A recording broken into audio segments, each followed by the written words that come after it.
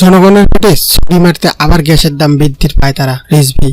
সাধারণ জনগণের পেটে ছুরি মারতে আবারও গ্যাসের দাম বৃদ্ধির জন্য সরকার পায়তারা করছে বলে মন্তব্য করেছেন বিএনপির সিনিয়র যুগ্ম মহাসচিব রুহুল কবির রিজভী।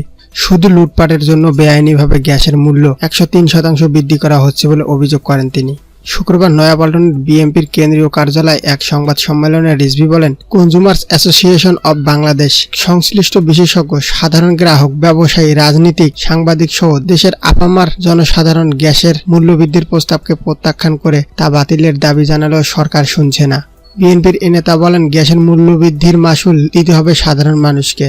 গ্যাসের দাম বাড়ালে কারখানার বিকাশে বাধাগ্রস্ত হবে, এতে কর্মসংস্থান বাধাগ্রস্ত হবে।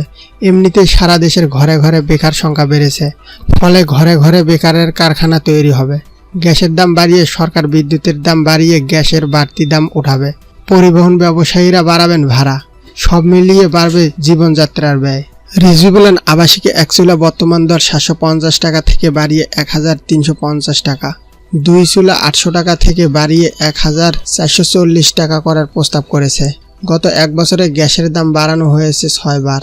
গ্যাস সঞ্চালন মূল্যহার, গ্যাস বিতরণ মূল্যহার এবং পাইকারি গ্যাসের মূল্যহার পরিবর্তনের প্রস্তাবগুলোকে অযৌক্তিক এবং বেআইনি বলে মনে করেন বিএনপির নেতা। তিনি বলেন, গণবিরোধী গ্যাসের মূল্য বৃদ্ধির সিদ্ধান্ত থেকে দূরে সরে আসতে হবে সরকারকে, অন্যথায় দাবি আদায়ের লক্ষ্যে রাজপথে তীব্র আন্দোলন গড়ে তোলা হবে।